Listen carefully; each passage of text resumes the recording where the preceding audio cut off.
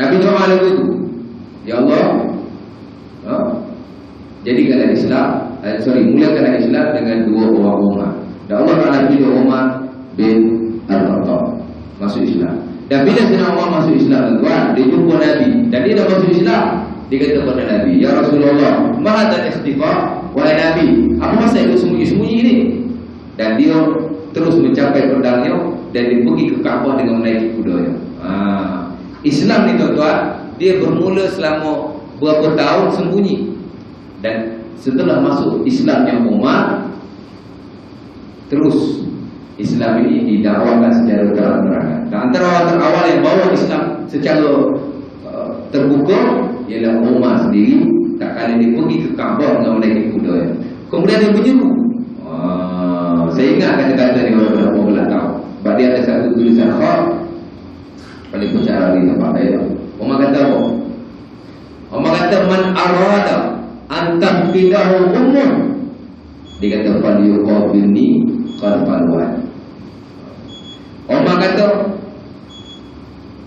aku dah masuk Islam. Siapa-siapa yang nak lawan aku, siapa-siapa yang nak lawan aku dan dia nak mak dia menangisi kematiannya, dia boleh pergi jumpa aku di belakang lembah sana. Dan dikatakan Umar menaiki kudanya, menunggu di sana siapa-siapa yang nak datang lawan dia. Seorang tak datang. Takut dia orang Quraisy pada Umar. Bukan orang Quraisy saja. Tuan-tuan tahu tak? Iblis pun dia takut pada Umar. Tahu? Iblis syaitan, tuan-tuan. Kalau Umar lalu di satu jalan, dia tak lalu dah jalan tu. Nabi kata,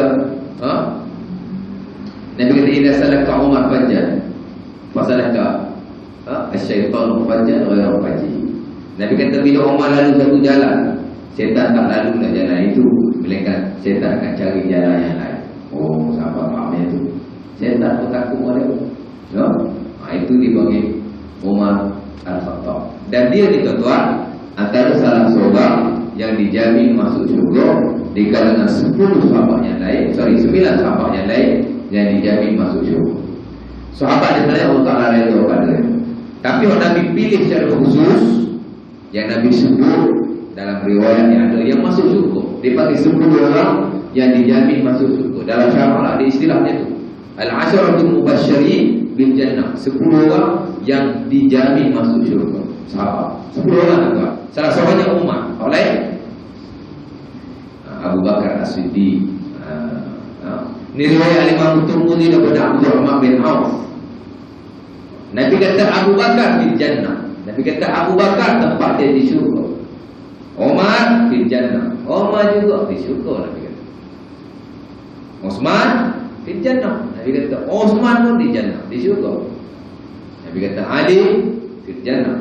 Ali pun dia dalam syurga. Talha di Jannah. Talha juga dalam syurga. Zubair, Nabi kata di Jannah. Zubair pun dalam syurga. Sa'ad bin Abi Waqqas di Jannah, dalam syurga. Nabi kata Abu Ubaidah Ad-Darrah juga dalam syurga.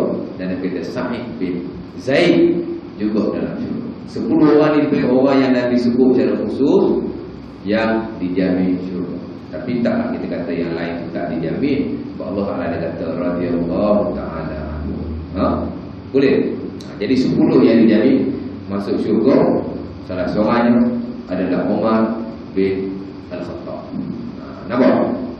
Isyarat. Jadi itulah sikit sebanyak pasal Umar. Dan Umar ni tuan-tuan, setelah dia masuk Islam, dia sentiasa bersama Nabi ke mana saja Nabi pergi. Sampaikan dia dengan Abu Bakar, sahabat lain ni cemburu. Sebab bila disebut nama Nabi, akan disebut juga bersamanya Abu Bakar dan Umar.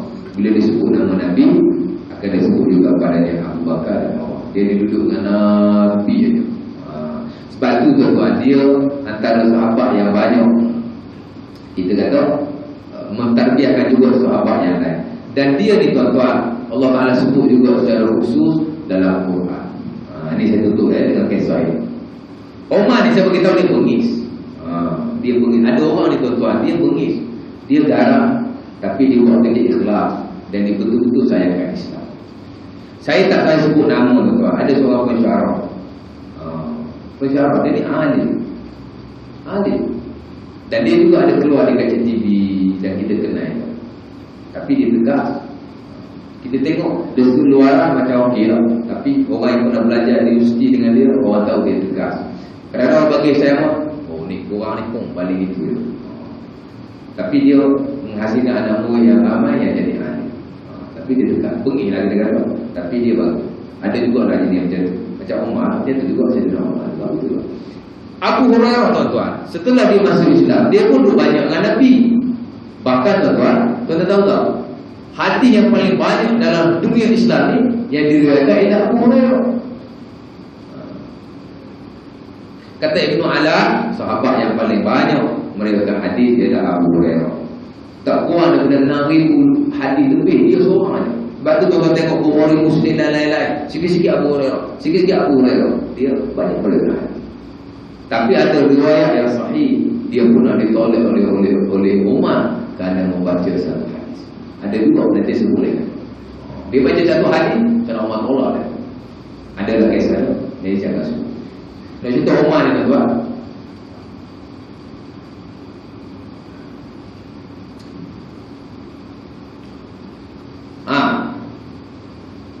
Sebengi-bengi dia ni pun, tengok, Iblis pun tak berani lagi.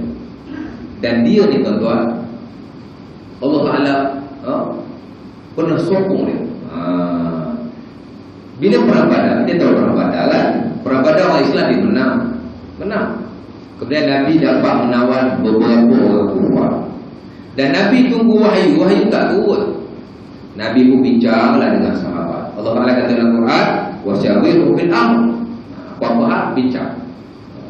Abu Hurairah kata, aku tak pernah melihat seseorang itu banyak bersuaranya dengan sahabat. Melainkan Rasulullah. Rasulullah ni ada sikit tanya sahabat. Ada sikit tanya sahabat. Bicara sahabat yang ada. Apa kita nak buat dengan kawanan ni?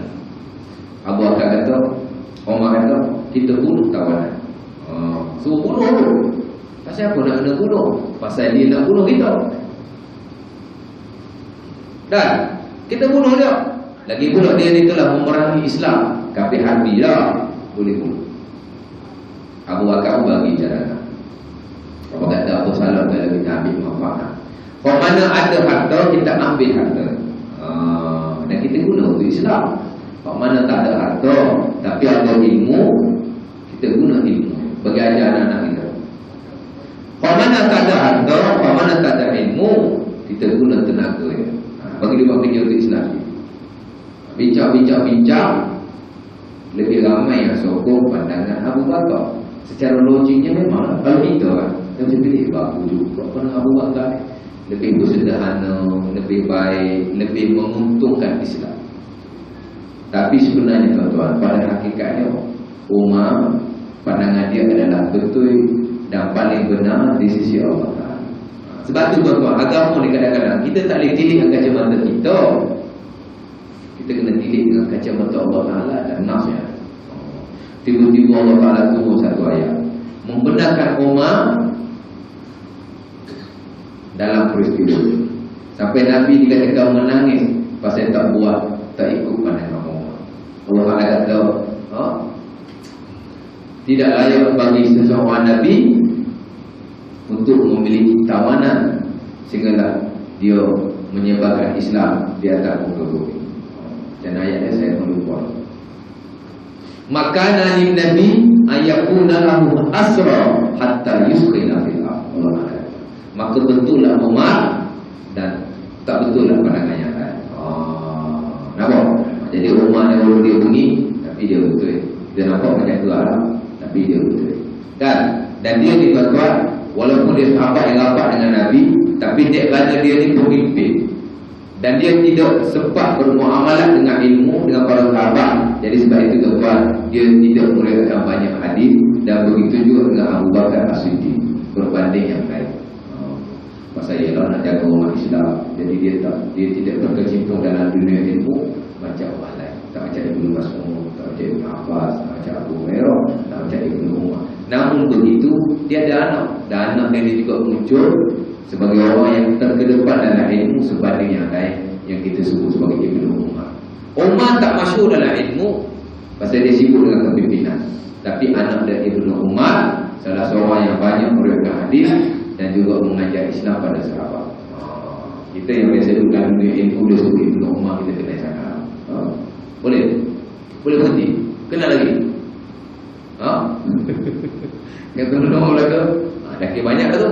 Jadi saya baru masuk tentang permulaan hadis. Itulah siapa Umar bin Khattab. Dia adalah pemerintah Islam. Dia sahabat Nabi yang paling akhir. Dia adalah orang yang bengis. Setan pun takut ke dia. Dia adalah salah seorang yang dijamin masuk surga di samping yang 10 tadi. Kan? Dan dia juga adalah khalifah Islam yang kedua, menggantikan Nabi selepas Abu Bakar As-Siddiq. Dia dikenal sebagai Al-Faruq. Itulah dia. Nampak? Boleh? Boleh ikut sekarang ni? Boleh ya? Nanti saya tanya bulan depan. Okey? Jadi untuk yang seterusnya kita akan sambunglah matan hadis daripada awal sampai akhir dan perihal yang bersabit dengan hadis ini secara umum. Saya tak baca buku ini satu-satu lah sebab dia berat. Jadi saya cuma bagi yang kepahaman umum sebegitu. Mudah-mudahan walaupun hadis ini tak banyak 40, tapi semoga kita faham. Sebab bila kita bicara tentang satu-satu hadis, kita tak boleh terus terjun kepada maknanya. Kita kena sebut juga tentang periwayatnya. Dalam usaha kita nak memasukkan sahabat yang meriwayatkan hadis, supaya kita ni bukan saja kenal Abu Bakar, kenal Umar, kenal Osman, kenal Ali, tapi kita nak kenal juga sahabat yang lain. Umpama Abu Umar Al-Bahili yang meriwayatkan hadis ada ni lah, Ibnu Umar dan lain-lain. Boleh? Jadi saya rasa setakat itu dulu. Kalau ada nak tanya apa-apa, boleh tanya lepas kita semayang lah. Apa yang baik datang dari Allah Ta'ala, dan apa yang tak baik itu dan kelemahan saya juga. Kalau kekurangan, saya minta ampun Allah Ta'ala. Dan juga mudah-mudahan kalau ada sikit sebanyak kekurangan itu, kita boleh betulkan insyaAllah Ta'ala. Dan kita akan sambung kuliah yang seterusnya pada bulan depan insyaAllah. Jadi saya rasa setakat itu dulu. Qul qawli hadza wa astaghfirullahaladzim wa lakum. Wassalamualaikum warahmatullahi wabarakatuh. Kita tutup majlis kita dengan tasbih kafarah dan suratul Nas.